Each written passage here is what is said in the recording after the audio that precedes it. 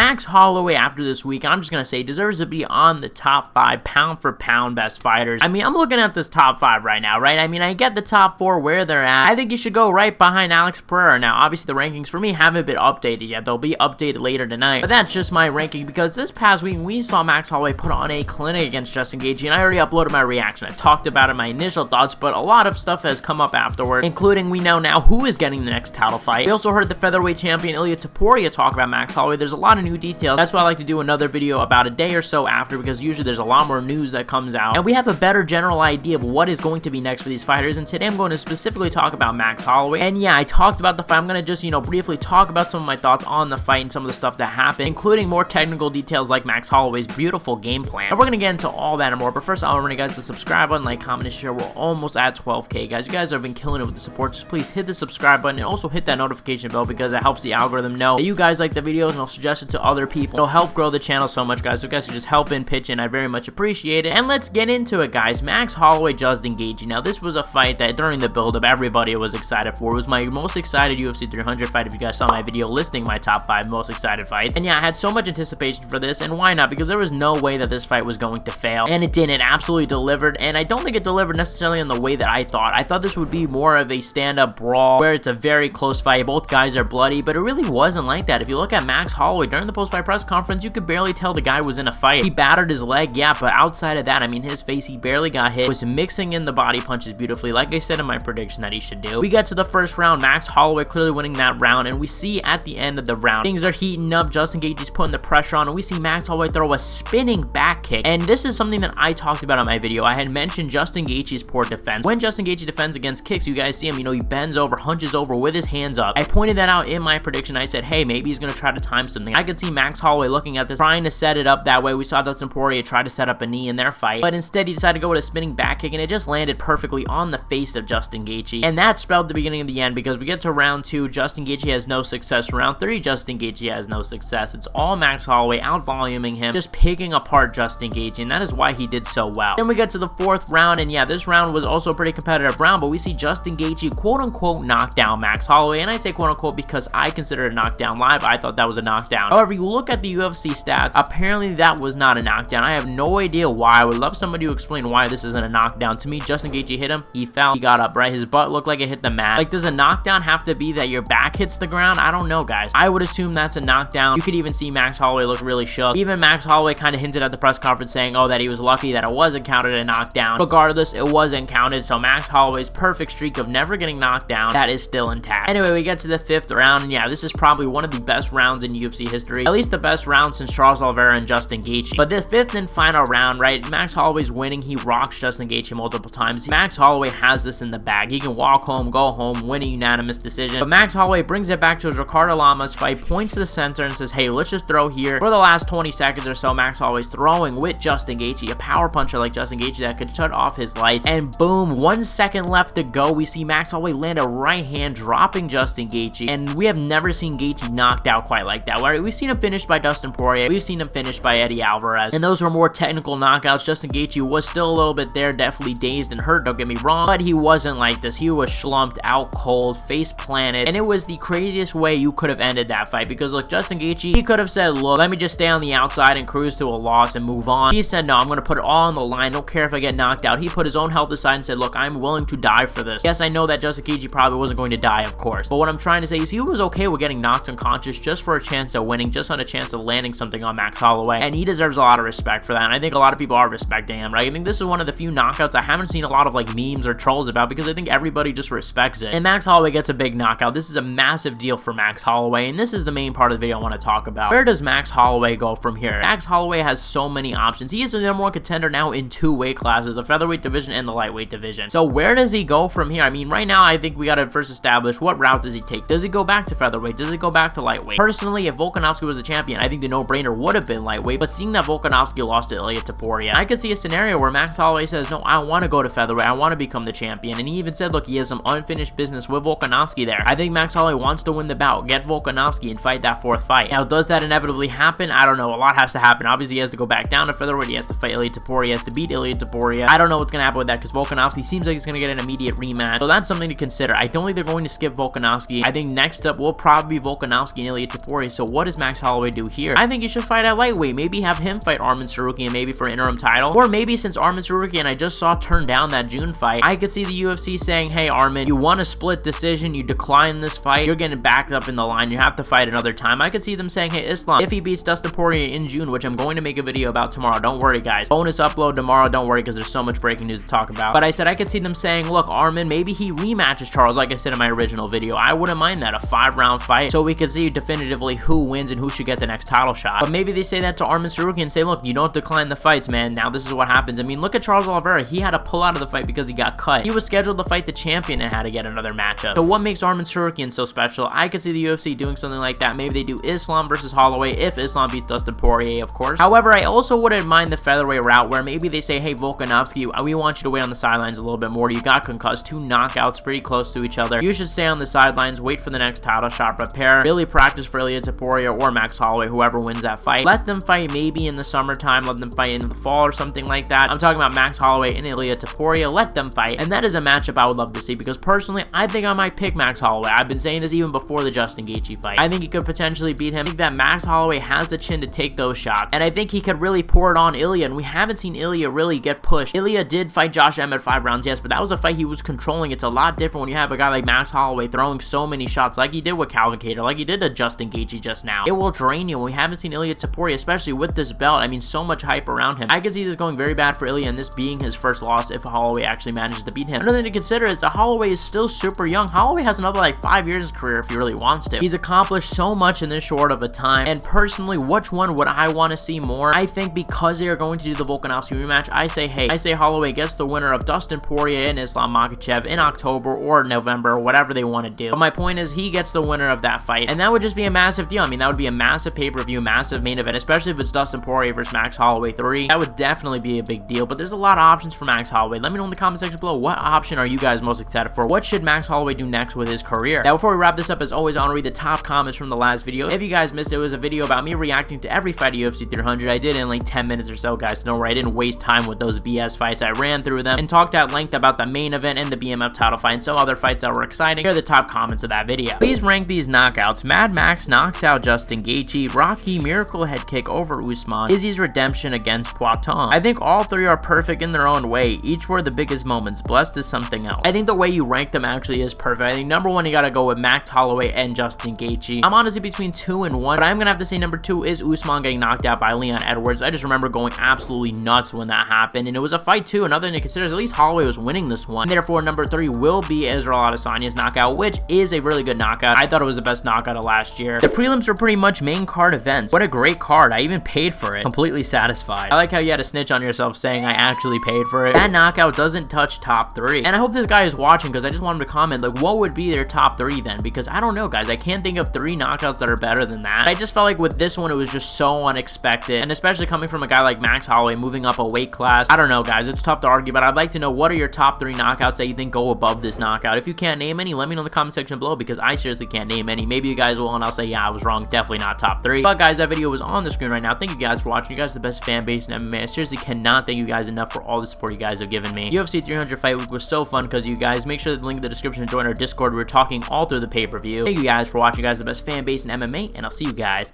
in the next one.